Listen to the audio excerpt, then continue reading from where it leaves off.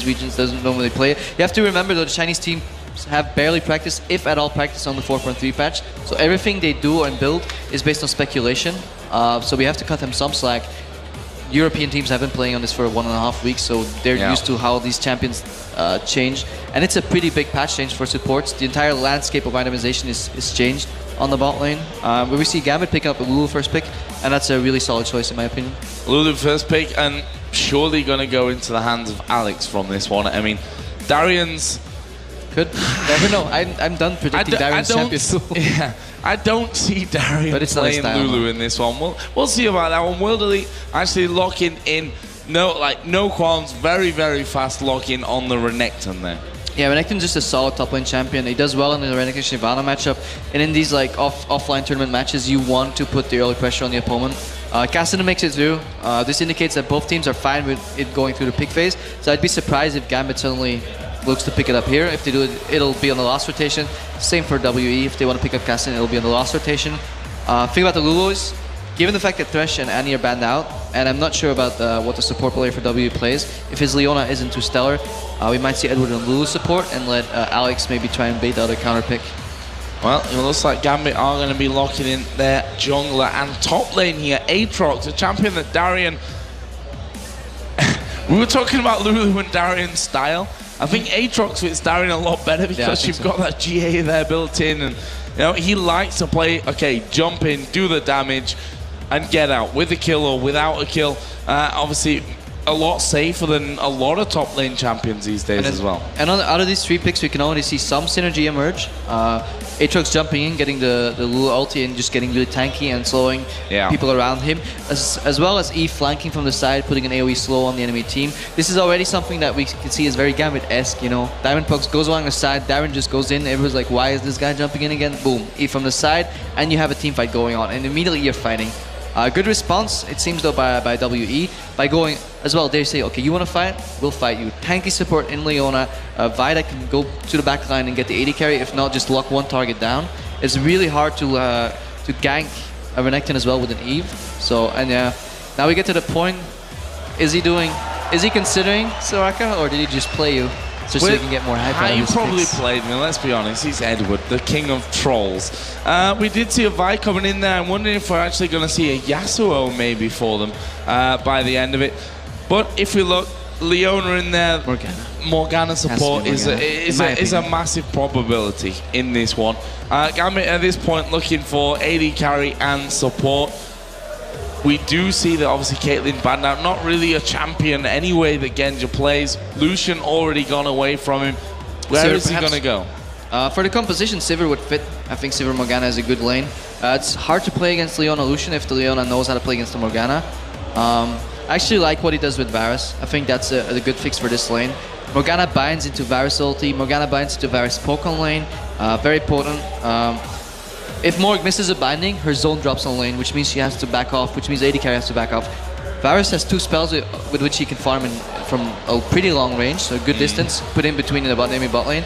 Leona can't commit on the Varus. I'm kind of worried for Genja if Black Shield is ever down. He's going to get blown up by Ulti and by the Solar Flare from Leona. However, look at the Black Shield, what it can do, what work it can do for Gambit. It can block 3 or 4 like essential crowd control effects. It can block 2 of them at the same time most of the time, unless it's the Gragas explosive cask. Well, then the Black Shield is gone. But it's definitely a really good pickup in my opinion for Edward. I talked about Yasuo with the fact that with the synergy there of Vi, but against Lulu, not the best of lanes anyway. Definitely going to take a lot of damage, although we have seen that the Yasuo from the Chinese teams has been particularly good. In this case, though, it will actually be Gragas coming in. A much safer lane there for Sukim. We made the comment that all the Chinese teams were going for full AD composition so far. So I do like that they pick up this AP component. We saw how strong Gragas gets towards the late game and when Pekka played it. Those casks at the start of the game, they weren't going all too well, but once he figured out when to throw them, and he got more AP every time he learned his lesson, eventually once he hit 3 or 4 people, he was deciding these team fights on his own with just 1 barrel, and it's just such a strong pick, and I'm a big fan of Gragas. But how does that work out in the lane against Lulu? Who's going to have the edge in that one? I'm not an expert on it, but I feel both of them can do fine. Lulu can poke Gragas down, but Gragas whenever Lulu goes in. If she ever goes too close, a body slam could prove fatal if the jungler shows up. It's gonna be tricky with the Evelynn, but I think Gragas can keep his distance well enough and be somewhat safe enough to avoid those ganks. He has a gap closer and a flash to get away. Renekton is really hard to gank. I really like if an Eve can get behind a Leona and go in as Leona goes aggressive, so Diamondprox might want to look at the bot lane. However, Evelynn, while doing a lot of damage, is pretty weak if she ganks and she gets turned on. So if she gets spotted before she gets into the lane in the right position, Evelynn's very prone to losing her double buffs immediately. So I don't see Diamond actually falling for that. He's a really good jungler, but it can happen. So Diamond's at risk of ganking any of these lanes, so you have to be careful. Gambit here, you see there Alex Hitch on your screens, and well, it's the case for Gambit. They've done it so many times. Day one, they come out in the group stage, they somehow scrape through the group with like 20 seconds faster win and slower loss than everyone else, I think it was, or something like that in Katowice here last year. This time around a little bit different though. If they lose this game, they are out of the Intel Extreme Masters World Championship. No chance to claim themselves a second title. Of course, they won the Intel Extreme Masters World Championship back in 2012, but we are getting into game. It's Gambit versus Team WE. Repo, who are you favouring for this one? Given the compositions, I like both teams, honestly. It's going to depend on a lot how teams survive and outscale the early game. Looking definitely at that Renekton matchup up top, how is he going to do? Thing I'm wondering about is Gambit going to go for their typical Gambit invade? It works really well against melee supports. If you don't know what the typical Gambit invade is, it would be Genja and Edward running to the enemy blue buff, trying to stop the jungler there, just harass them for a little time. And meanwhile, the Diamond would solo one of his buffs, and this could lead into like a buff advantage or a quicker jungle speed for Diamondprox. Evelynn is one of the quickest junglers, can solo red as well and just clean out on her own. And you can basically not leash her on Evelynn, and then you don't give away against the enemy, like where is she gonna go, and that's really good. But they're going in for a little invade, it seems. Oh, Genja needs to get away from this one. All 5 men there from WE pushing down towards that tri-brush, and not so efficient. Yeah, as they see Genja there, they will in fact start to back away from that one. And see, this is Gambit is reacting really well. They say, okay, you're putting 5 people in the bottom side of the map. I don't really have too many wards on me, but I'll just walk into your jungle. Diamondprox, cover my exit. You're invisible anyways. If they're not here in time, a lot of these later games in the LCS, people have been doing leashless buffs, which means it doesn't give the information away against the enemy. But W is reacting, and this Renekton is just here to scout if Gambit is starting on a red buff. That's all he's doing. And scouts them out, and now they have to fall back. So good reaction play by both teams. Actually, Sukim is moving forward towards the enemy blue. Here, specifically the supports, we see that Spell Thieves has been picked up there by Morgana. Doran's shield on the other side for Leona. I like both items. This is what I would do in both of the matchups. Good body slam coming on Alex, just putting a little of the aggression on. Right now, they don't have their wards, WE, but they don't need them because they know where the jungler starts. They know where he's going to. Well, there we see already a bit of action between the two AD carries. Edward taking some damage in there as well down on this bottom lane. Don't forget, if you're just joining us here for the start of this one, this is the losers match. Both these teams losing out in round 1. And basically you have to win at this stage. Actually, Sukim going very, very low here. Diamond coming in. No ignite, of course, though, and not able to actually finish off. See, I want to point out a couple of things about bot lane, about how they win the push, but actually, as we see that this opponent's going in with Xenoblade, but he gets back shielded and then turned by Genja. Not too much damage at this stage of the game. There's a piercing arrow actually coming through, and Conan falling a little bit low. We can see the Gambit going for this red buff. We saw some very early wards coming down as the red buff resetting itself there, getting a bit of a heal off, and Diamond he's going to take a little bit more time to finish that one off, but does manage to pick up the red. Meanwhile, Ruo is going over towards Gambit's red. He has to be quick because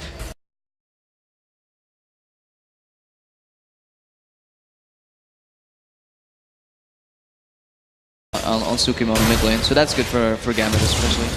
And see red buff picked up on the other side for for WE. You see that one smited away, and actually Ruo just waiting around and knowing that Diamond is going to come over and actually check that one. In the end, finishes off, and there he's Darren up in the top lane. Ignite actually burning away. Alex getting a bit of harassment there from Ruo, the jungler of WE. Conan's level 2 and he's roaming around the map, and I'm not a big fan of that. Diamond spots him out, he's just going to poke him down. This is really bad for him. And it's going to be a lot of damage coming in as well. We see the stun actually falling, but Diamond able to chase down that haze spike, doing good damage on towards Conan. And he's going to have to just walk off behind the turret, not having to use his flash though, which could be crucial. See, on bot lane, I try to make a point, but people kept finding and interrupting me. I actually don't like the way that Gambit played his early lane. I would have liked a little more push coming out of the Morg, full forced.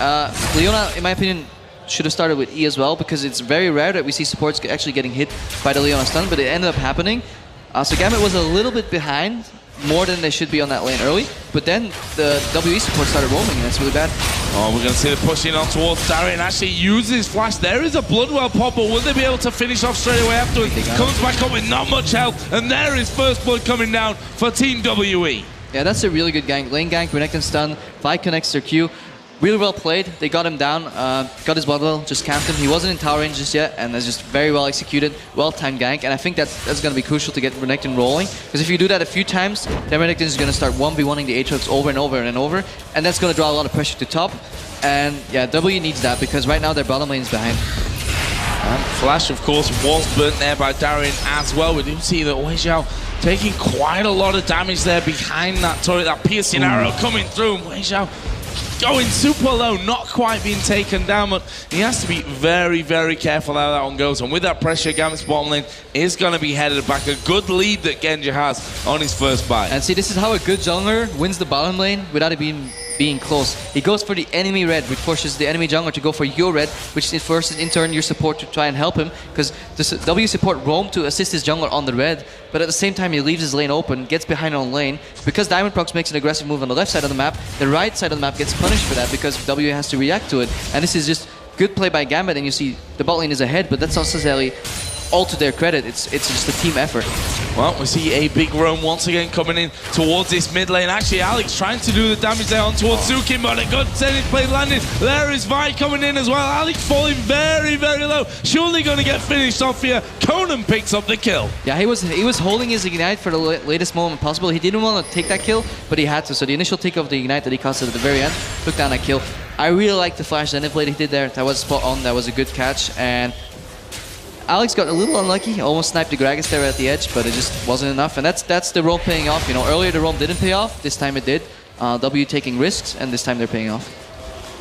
Good stuff, and that's going to allow Conan to actually pick himself up. The workings of that Sightstone, the Ruby Crystal coming in for him. This bottom lane, though, still behind in CS. Indeed, suffering from those couple of roams that Conan has brought in. Did get that kill on the last move towards that mid lane, but we'll see how that actually impacts this bottom lane. Actually, Genja going to be forced away there. Tries to throw down the slow. There's the Zenith blade coming in. Good binding comes out from Eddie. Will they be able to actually finish off Conan, though? He's pretty deep in there, but with that Ruby Crystal, he's pretty tanky already. And that was a really good game read by Wei Xiao, because he was about on the verge of getting frozen if he didn't have pressure on the lane, but he dashed in, knew the creeps would block the binding, and he knows that he can 1v1 in a burst out-traded Varus, and he backed off immediately. Conan, however, misread that as an all-in.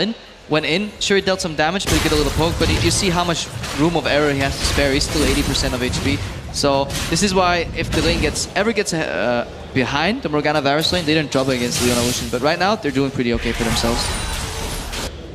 Dark binding coming down there. Alex Hitch actually is going to be moving away from this mid lane. Just wants to get that ward down, actually spotting the pink ward, as you say, and will be able to actually take that one out. So nice little bit of vision denial coming in from Alex Hitch. He's slightly behind in that mid lane, but we'll see how that one all develops. Up until now, Alex dying that one time. We'll see how that all goes down later on. Again, just having a harder time poking down Wei Xiao right now, because he has his Vampiric Scepter finished, so he can lifesteal up after every poke. And Conan surprisingly is getting back into this laning phase. That roam really paid off for him, getting enough experience of that kill. If that would have failed, that would have been very detrimental to the laning phase, but he seems to be somewhat on equal level. I think Genja and Edward are going to hit level 6 first, but before that happens, we see gank on top lane. We are going to see the dive coming in on towards Darien, going to get knocked up there by Vi. Bloodwell is available once again, but he doesn't have much health, that's for sure. And actually, it's going to be Salome that goes in right onto him. There is the knockup coming in. Salome tanking up the turret. He's actually going to fall from this one. So Darien, despite going down, does pick up the first kill for Gambit. This seems a little greedy by World Elite, but I just want to point out one thing. Darian's Bloodwell came up the second Renekton stun, not earlier. I just checked it in a miniature replay here. 1 second before the actual stun landed and they committed into the all-in, Darian got his revive passive back up. Else that would have been one of the cleanest dives in this game so far. Little bit too late from WE.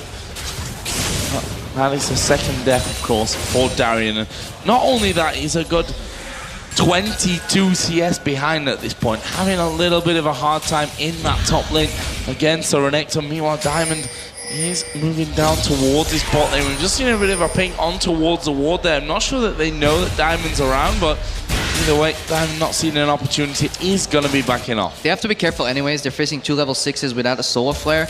That's going to be, and then no flash on Leona. And the stacked minion wave, there's no way they can fight that. However, Rue is trying to sneak a Drake here, and it might just work. Well, he's all alone on that one. There is that one ward from Gambit inside of the Death Bush. Yeah, they're not going to spot this one. Pretty much a free dragon here for WE. Nice little sneak coming in. There is a smite, and that will put them 800 gold in the lead. That's pretty impressive. And on this bottom lane, actually, Alex starting to move down. They're like, yeah, let's. There you're gonna I've find got out. a great idea, This is guys. the worst feeling. Let's do dragon. Yeah. Yeah, it's kind of gone. At least he got a pink ward though. Yeah, right now they're trying to find out because pink wards are everlasting. Usually you could at least see how long that pink ward has been there, and usually it's placed by the jungler that does the Drake. So, but right now they're everlasting, so you have no idea of like backtracing when they did that Drake. So you have a rough timer in your head. If World Elite plays this smart now, they will just have the next dragon as well because they have the timing control on it. And this bottom lane, Genji continues to rack up that CS lead. Gone for a double Doran's Blade start on this one. You see on the other side the Vamp Scepter picked up for Wei Xiao. Meanwhile in the top lane, Darian, no Bloodwell available. Obviously did die earlier on, picking up a kill. And in fact, Gambit's only kill up until now. And actually he's going to dive in towards Xiaomei. Diamond's actually off to the side, and this should be a kill surely for Gambit. He's going to try and push through, and there is Vi coming in straight on towards Diamond. As all the battery comes down, Diamond is actually going to fall from that one. Expertly baited in by Xiaomei. And this is because Xiaomei is so far ahead that he wins the trade already, and they're just going to dive Darian here again. Yeah, he's going to have a few problems with this one. Slice and Dice though comes around. Actually, it was Ruo that was tanking up the turret, and that leaves them at 5-1. Meanwhile, down in the bottom lane, a lot of damage coming on towards Edward. No kill though.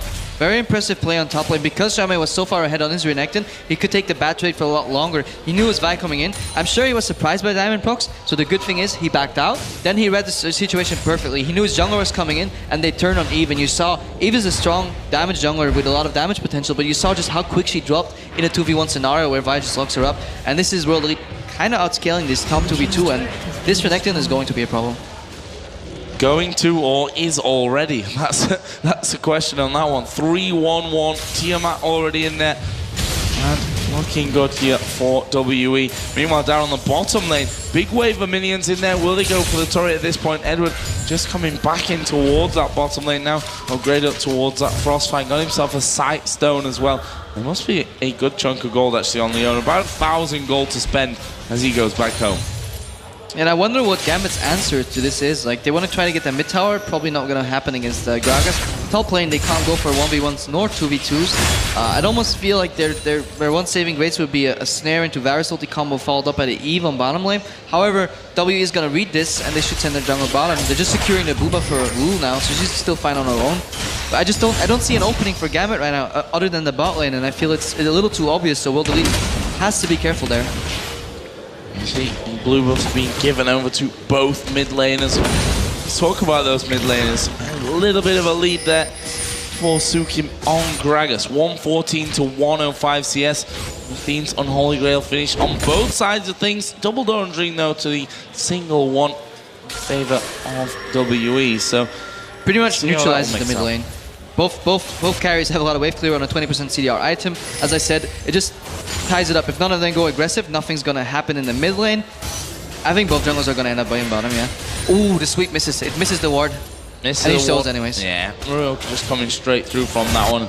Saw that Gambit had in fact backed away from it, so probably had a bit of an idea that that ward was in fact in that brush. Although, as you said, the sweeper did go a little bit off to the side. Either way, WE now moving up through that Gambit jungle may look to make an impact on that mid lane against Alex Ich. Yeah, they basically spill over the pressure on the bottom lane. They push up and roll mid. I want to point out the pink ward placement at both sides of mid as well, so they know that Diamond Prox will never be flanking them through the river. They know he can only come from lane, and this makes playing against an Evelyn so much easier. So I have to commend them on their pink ward placement. Oh, they're coming in behind the turret. They're actually going to dive in there. Actually, we do see the Solar Flare missing. In fact, most things missing there. There is the Assault and Battery coming in. Wild Growth was used by Alex Ich. Conan got the HP to survive as well.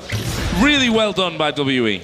Barring a possible knock-up on a Zenith blade to cancel it, Alex played it as perfect as he could. So I think once he got into that situation, there was not much more he could do, other than maybe predict it, but that's down to his team effort, just not enough vision, not enough information. WE, you see, they're so far ahead that even missing the Solar Flare and not executing the gank to the fullest potential, however, Solar Flare missing zones him forward, which means he gets zoned into Gragas. It's basically a guaranteed dive anyway, so they're exerting their power right now, and Gambit's in a really tough spot. Really tough indeed. They are already falling way behind in gold. 3,000 at this point. Not quite 15 minutes into the game as Wei Xiao here is going to be joined once again. Kangaroo actually get involved from this one. He doesn't have his ultimate available though. Not able to lock anyone up. Even if he did, he wouldn't use it because Black Shield would be too easy to use. And that's the strength of Morgana, but they're going in. There is the Black Shield coming down, but Edward already taking a lot of damage. Actually, Conan having to flash away. We see the diamond there for the counter gang. And actually, I think WE have to get away from this one.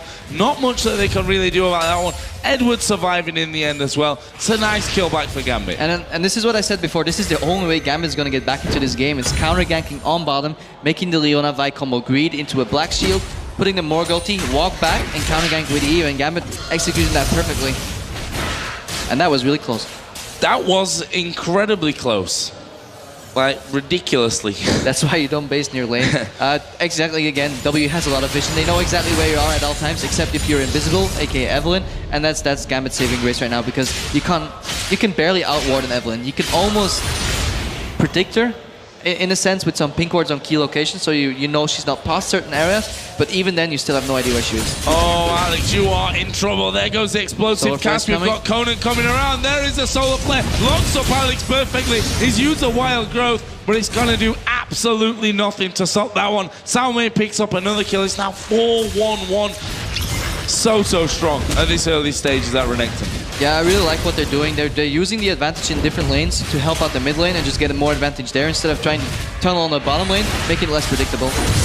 And there is the helping hand of Gambit, helping that dragon going down. Piercing arrow and the dark binding coming a little bit too late. And that is another dragon going over to WE. They are now 6,000. No, they're not. I can't count, Crebo. 4,000 gold in the lead. It feels like 6,000 with the lead they have right now. Again, Diamond's coming out on bottom. This is the right call. Going in towards Wei Xiao. Is he going to actually be able to turn this one around? We see the Ru is in fact going in there. We do see the Assault and Battery going on towards Diamond. He's going to flash away. Damage coming on to all three of them. Edward going to pop his ultimate. And actually WE going quite low. But there is a dash in from Wei Xiao. He picks up Edward, but it's going to go down. Piercing arrow goes through two of them. Picks up a double kill there. Is that Genja? Brilliant for Genja. Yes, it is. Damn, that's so well played. This is Gambit being behind on lane. Really good reaction. Diamond coming in for the gank. Edward baiting it out. Suddenly Vi turns up, and they didn't expect that Vi to show up, but they managed that perfectly. They walk back, turn, walk back again.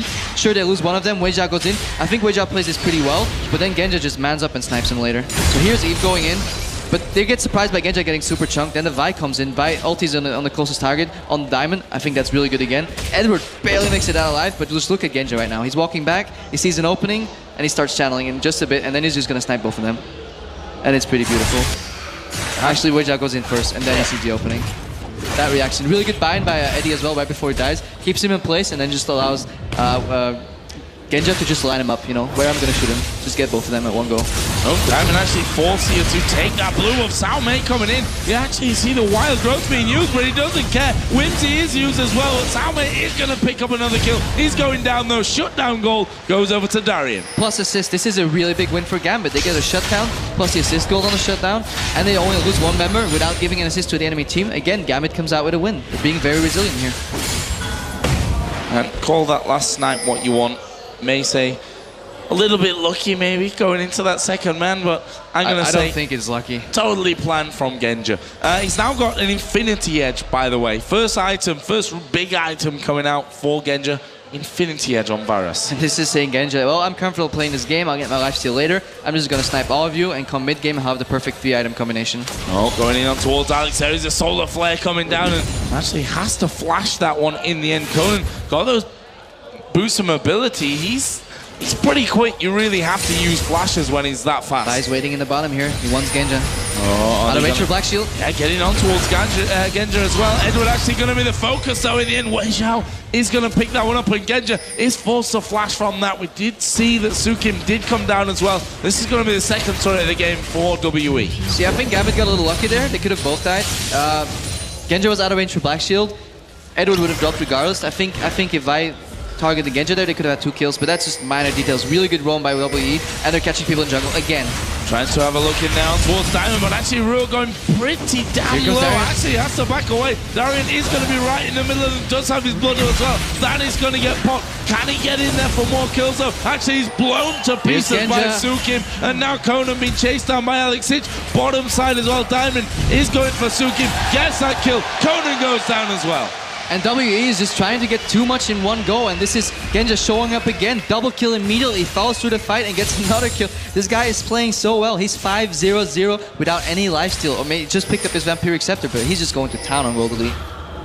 And we don't see that much Varus these days, but we see that Genja is definitely able to do, and we see that replay once again, and look how low Ruo went before things even got started. I like that Darien comes from the side, he knows he has a revive. Basically, they clump up to Darien to try and get him, and then Eve flanks him. 3-man ulti. Alex goes back in after going out. Genja comes in with a double snipe, and this is all Darien. He jumps in, people want to kill him, he gets the revive, he wants to... Like, the people want to kill him again, you know? When you see somebody with a Guardian Angel or a Zillion ulti, you're gonna group up around him, and that's a mistake, because it groups you up for AoE abilities, like the Varus snipe, like the Evelynn flank with the ulti, and this is Gambit. They're coming from all different sides and angles, and it's so hard to deal with. And given the fact that they were 4 to 5k down, and they're only down 1,000 gold, or 2,000 gold right now, it's pretty insane. You see that Darren gone in for that Ravenous Hydra, so got himself Negatron Cloak and the Chain Vest, so going up to a GA. And that's just Darien, you know? You've got your blood well, but that's just not quite enough. You need a third life. I really like the Gambit playstyle of picking up early Guardian Angels. On paper, it sounds so horrible, but when they play, you know, one guy goes in, you walk to him, 4 guys hit you. He walks out, you turn to another guy.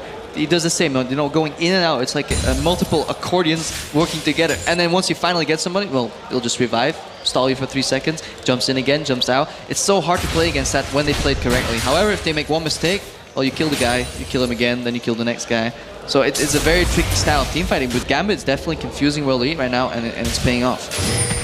I see Golem's been taken away. Actually, Diamond coming across to that one, but doesn't want to get involved on the fight. And Darian's going to be feeling a little bit more confident now. Got himself that bit of armor, that Ravenous Hydra as well. Is still way behind in CS and kills as well. Yeah, but given what happened, he actually managed to stay somewhat the same distance behind, if that makes sense. And whenever he died, he made it work so for his team. So he's been playing pretty well coming back into the game. It was all on bottom. Like, Gambit had that game pretty much lost, but the fact that they kept turning around those kills on bottom stalled the game long enough for Darien's Aatrox to scale a little better, and Renekton falls off to the mid game as well. So time is playing into Gambit's favor.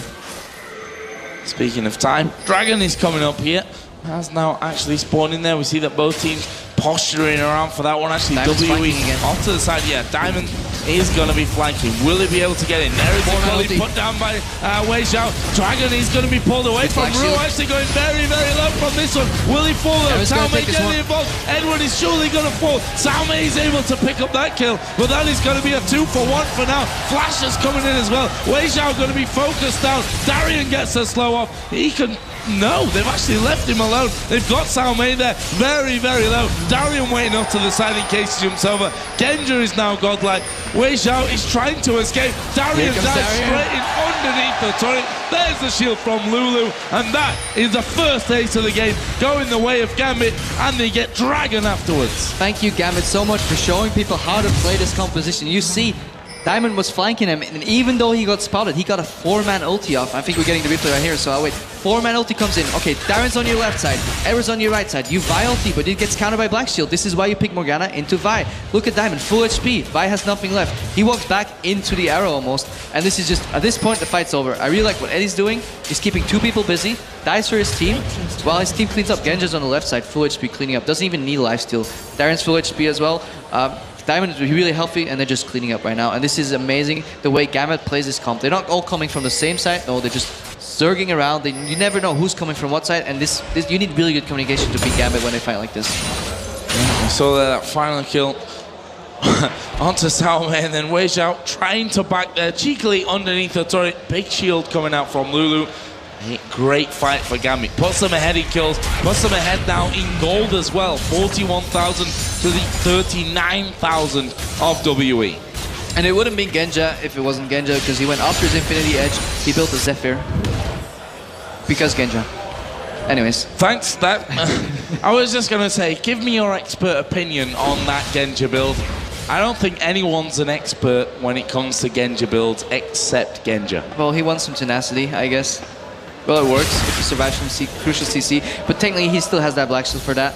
He gives him a lot of attack speed though, to work with his passive and just get as many of those procs on and procs them with the spells. He's playing real well, 7-0-1 for Genja. He controlled the early to mid game, especially for his team, but look at Darien right now, look at Diamond procs. They pull their weight, you know. Even if they fall behind early to mid to late game, you can guarantee that they're all pulling their weight. Even Edward's playing pretty well. He's working on his Mikhail's Crucible, and that's going to completely neutralize any effort Leona's going to have in this game.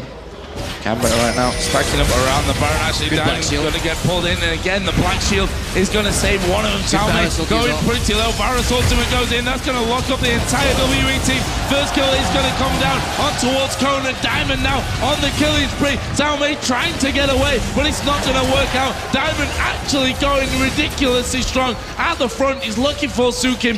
Doesn't quite get that kill, but Gambit get 2 kills plus that middle inner turret, outer turret, and they might get the inner as well. Or they might just turn to Baron. This is why I love Morgana support so much into a Vi composition or a Leona, because if they look for a catch in the mid game, you just Black Shield and they get baited by it. And this is definitely Team WE not being comfortable playing against a Morg. He can't commit that far against a target when you don't have vision about what's happening behind the target if they have a Morgana. That Black Shield single-handedly turned that fight around because it lined them up for Gambit catching people out, and they're doing it again. Oh, Wei Xiao. Out of position there. I mean, he has to try. At this point, has to try really for that Baron, because Gambit already well into that one. They're going to take it 17-12 up in kills. 6,000 gold now is the lead for Gambit. And I said it before, day 1 is not Gambit day. Day 2 and 3 where Gambit becomes strong. I'm really impressed with Diamond's Eve. There's a reason people ban it out a lot, because his ultis are so spot on. And while they look easy, sure, they bunch up, he holds them until the right moment and hits 3 or 4 people every time.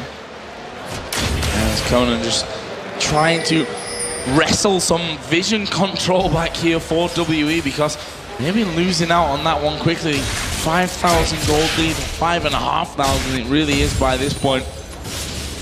Not going to be easy to come back on. We can see that Darien now has that GA in place with his Spirit Visage and that Ravenous Hydra as well. So, and this is where Darien feels his most comfortable. It's low risk to dive in there, even on the turrets. Yeah, the thing is, even if he dives and he gets killed, he groups them up, and whenever they're grouped, they just really get screwed over by Gambit's composition. Now, earlier I had a hard time seeing what Gambit's out was, you know? Every game has an out, like one way for you to win that game. I have a hard time seeing what World Elites is. Yeah, Gambit's gonna siege, they're not gonna split push, but what are you gonna combat that siege with? Gragas has alright to good wave clear, but other than that, Leona can't really go in because of Black Shield, Vi can't really go in because of Black Shield.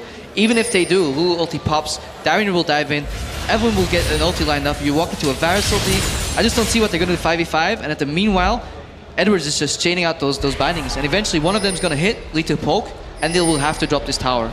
Because Darien is so tanky, they can even backdoor it. I have to ask as well, from the picks and bans, we see that Annie and Thresh not available.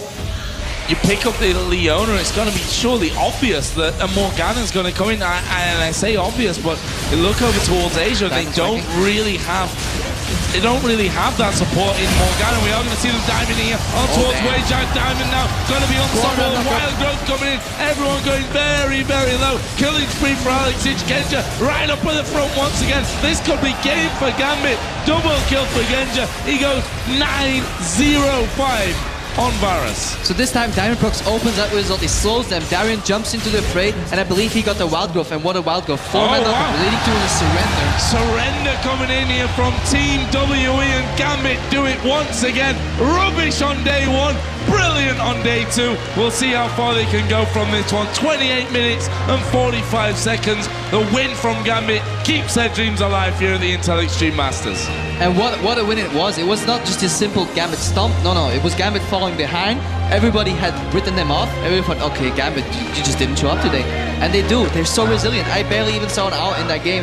And they turned it around. They identified what they had to do. Leave top lane, leave mid lane, go bot lane, and try to somehow outplay against all odds. And they did. And just squeezed the life out of World Elite in the end. And just so well played by Gambit. You can see there WE disappointing, I think, from their side of things this tournament. I mean, 2 losses in a row. We've seen that IG came into this one, put up a stronger fight, although many have argued that Group B is the stronger of the 2 groups here, and it's kind of hard to argue with that one. Gambit yesterday got trodden all over by TPA. They're going to have a revenge game coming up next, though. Yeah, I think they're going to be learning a lot from that game.